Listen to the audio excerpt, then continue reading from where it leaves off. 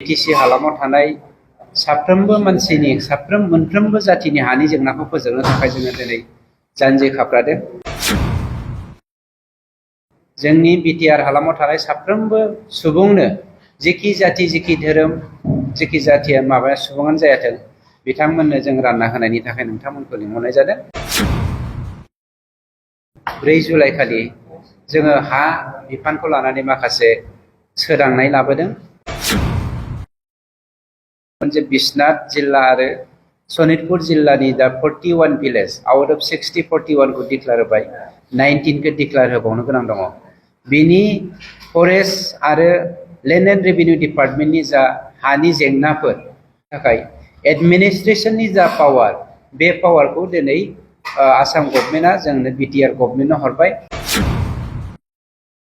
जोंनि मिडिया लोगो नोंथांमोननिसिम हामलायथि बावबाय जे दिनै जोंनि सरकारा मानव गेदेर प्रमद बर' सारनि दैदेननायाव थांनाय 4 जुलाइ खालि जोङो हा बिफानखौ लानानै माखासे सोदांनाय लाबोदों। जाय सोदांनायनि गेजेरजों बिटिसि हालामाव थानाय साफ्रोमबो मानसिनि मोनफ्रोमबो जातिनि हानि जेंनाखौ फोजोबनो थाखाय जोङो दिनै जानजि खाफ्रादों। बेखौनो दिनै मिडियानि गेजेरजों जोंनि बिटिआर हालामाव थानाय साफ्रोमबो सुबुंनो जेखि जाति जेखि धोरोम जेखि जातिया सुबुङानो जायाथों बिथांमोननो जों रानना होनायनि थाखाय नोंथांमोनखौ लिंहरनाय जादों। बे समाव नोंथांमोना फैनानै जोंखौ हेफाजाब खालामनायनि थाखाय हामबायनाय जासिबाय। गिबियाव आगोलनि सरकारनि दिनाव जोंनि जा हानि इसु, सरकारि हायाव जेब्ला नोंथाङा न' लुगोन, सरकारि हाखौ जेब्ला नोंथाङा गावनि होननानै लागोन, बे सरकारि हाखौ नोंथाङा जुदि मियादि खालामनो थाङोब्ला आगोलनि सरकारनि नियम बायदियै 100% जनेल भेलुनि 100% फैसा रांखौ नोंथाङा प्रिमियाम हिसाबै सरकारनो होनांगौ। जुदि नोंथांनि हाया गामि ओनसोलाव बिगासेयाव 4 लाखब्ला जनेल भेलुआ ट्राइबेल, एससि, एसटि, एससि आरो बै बिसाय थैजानायफोर आरो सोलेरारि बिथिङाव नोरजियाफोर दिसेबोल सुबुंफोरनि थाखाय 75% थामहिनबा 4 लाखआव 3 लाख होनो गोनां जायोमोन। दिनै जोंनि सरकारा बेवहाय जात पात जेबो धोरोम नायालासेनो जायफ्रा सरकारि हाखौ नर्म्स बायदियै दखल खालामनानै दङ बिथांमोननो जोङो 1000 रां प्रिमियाम लानायनि गेजेरजोंनो जोङो दिनै सेटेलमेन्ट लानायनि थाखाय थांनाय 4 जुलाइनि इसे मिटिङाव थिरांथा लानाय जायो। आरो बिगासेनि बारा जुदि नोंथाङा हाखौ मियादि खालामनो नागिरदोंब्ला, होमब्ला बिगाफ्रोमबो नोंथाङा 100 खरै आलादा होयोब्ला बिगासेयाव 1000, नाथाय गुबुन बिगाफोरनि थाखाय नोंथाङा 1100 थामहिनबा 1100 रां प्रिमियाम हिसाबै होनायनि थिरांथाखौ जोङो लादों। जाय थिरांथानि थाखाय थांनाय रोजा बोसोर, जौ बोसोर जोंनि मानसिफ्रा हाखौ मियादि खालामनो हायाखैमोन, बे मियादि खालामनायनि लामाखौ जोङो गोरलैयैनो लाबोनानै होफैयो।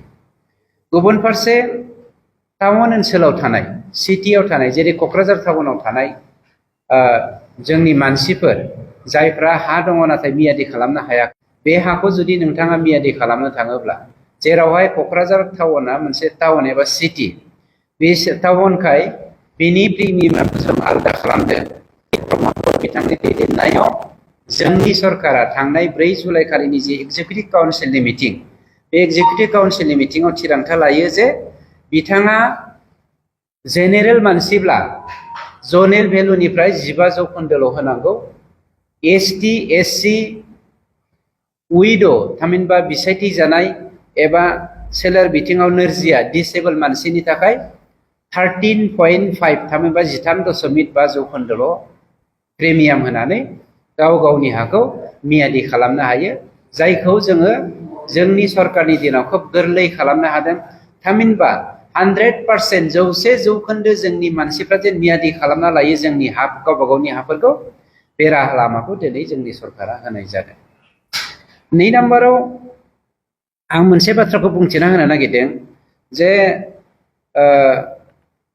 जोंनि सरकारा मोनसे थिरांथा लाबावो जे थांनाय बिएसि सरकारनि दिनाव बिएसि गभर्नमेन्टनि दिनाव जोंनियाव गोबां मानसिया साख्रि लानाय दङमोन।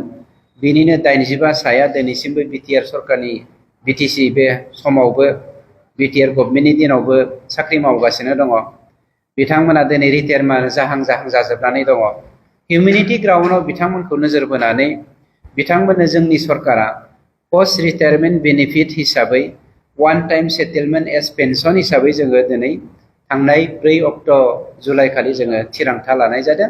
आरो बेनि गेजेरजों साफ्रोमबो जोंनि जा बिएसि सभाव साख्रि मावनाय जोंनि सुबुंफोर दङ बिथांमोना रिटायार जायोब्ला गाव गावनि रिटायारमेन्ट जा वान टाइम बेनिफिट बेखौ लानानै थांफानो हासिगोन। बेखौ जोंनि सरकारनि दिनाव थिरांथा लानाय जायो। 3 नाम्बाराव बर' मिडियानि गेजेरजों बेखौनो जों फोरमायथिनानै होनो नागिरदों जे गभर्नमेन्ट अफ आसामा थांनाय समाव आं एक्जेक्टलि डेटखौ बावगारबाय जा गेजेटेड नटिफिकेसन बहनदोंमोन जे बिश्वनाथ जिल्ला आरो सनितपुर जिल्लानि दा 41 भिलेज आउट अफ 60 41 खौ डिक्लेयार होबाय, 19 खौ डिक्लेयार होबावनो गोनां दङ। बिनि फरेस्ट आरो लेन्ड एन्ड रेभिनिउ डिपार्टमेन्टनि जा हानि जेंनाफोर थाखाय एडमिनिस्ट्रेशननि जा पावार बे पावारखौ दिनै आसाम गभर्नमेन्टआ जोंनो बिटिआर गभर्नमेन्टनो हरबाय। नंखायनो बे